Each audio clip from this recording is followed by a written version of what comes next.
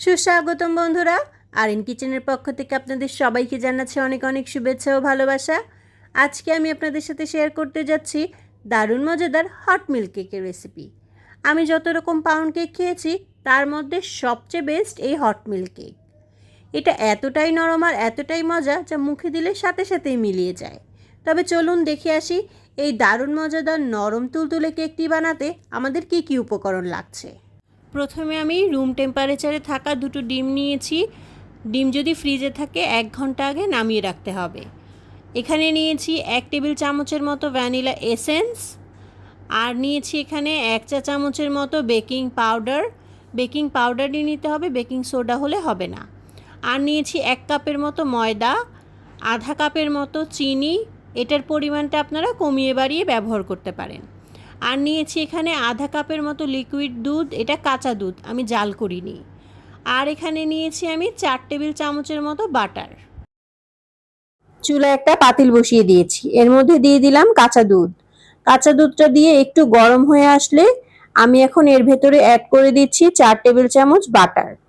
বাটারটা দিয়ে ভালো করে নেড়ে বাটারটা গলে আসা পর্যন্ত অপেক্ষা করতে হবে। দুধটা একটু ভালো করে জাল করে নিতে হবে। একটা মিক্সিং বোল নিয়ে নিয়েছি, এর ভেতরে দিয়ে দিলাম রুম টেম্পারেচারে থাকা দুটো ডিম। ডিম দুটো দিয়ে আমি এখন একটা ইলেকট্রিক বিটারের সাহায্যে 1 মিনিটের মতো একটু বিট করে নেব। যদি ইলেকট্রিক বিটার না থাকে সেক্ষেত্রে হ্যান্ড উইক্স ব্যবহার করতে পারেন, তবে হ্যান্ড উইক্স ব্যবহার করলে সময়টা একটু বেশি লাগে। এই পর্যায়ে আমি এখন অ্যাড করে দিচ্ছি চিনি। চিনিটা দিয়ে ভালো করে গলে না আসা পর্যন্ত বিট করে নিচ্ছি। একটা ফোমি টেক্সচার আসা পর্যন্ত অপেক্ষা করতে হবে। যত ভালো মিক্স হবে কেকটাও কিন্তু অত সফট হবে। এখন আমি এই পর্যায়ে অ্যাড করে দিচ্ছি 1 টেবিল চামচের মতো ভ্যানিলা এসেন্স।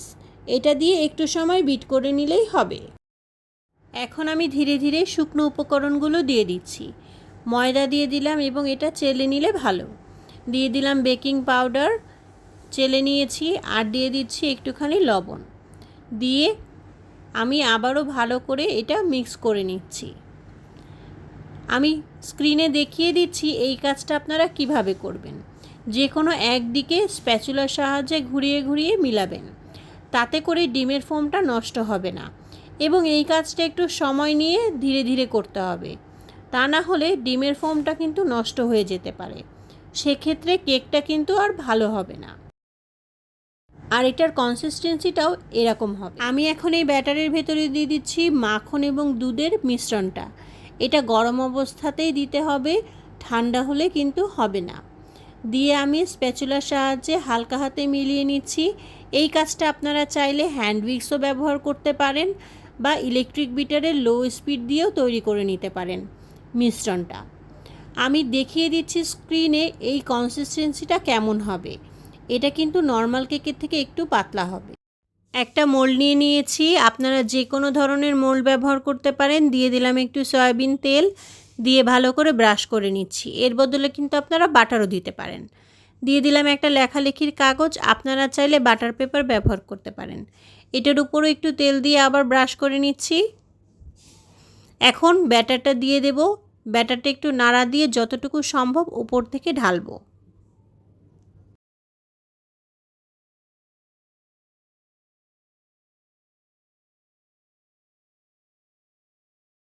এখন একটু উপর থেকে ট্যাপ করে নিচ্ছি যাতে করে এয়ার বাবল বেরিয়ে যায়। চুলায় একটা কড়াই বসিয়ে দিয়েছি এবং একটা স্ট্যান্ড দিয়ে দিয়েছি। 5 মিনিটের জন্য আমি প্রিহিট করে নিয়েছি। এখন আমি দিয়ে দিচ্ছি আগে থেকে রেডি করে রাখা ব্যাটারটা।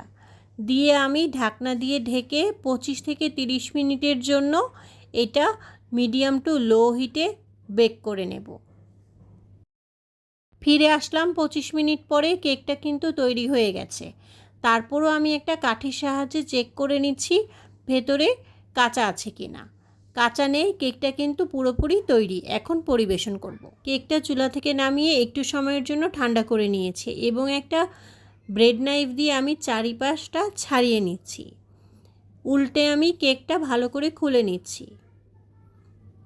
খোলা হয়ে গেছে। এখন আমি পেছনের কাগজটা তুলে দিচ্ছি। দেখুন কি সুন্দর নরম তুলতুলে হয়েছে। এখন আমি কেটে নিচ্ছি। একদম নরম গরম কেক কিন্তু তৈরি।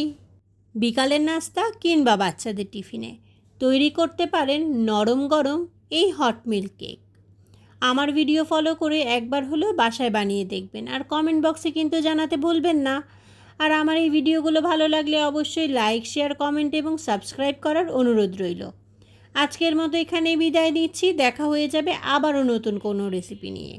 সবাই ভালো থাকবেন। আল্লাহ হাফেজ।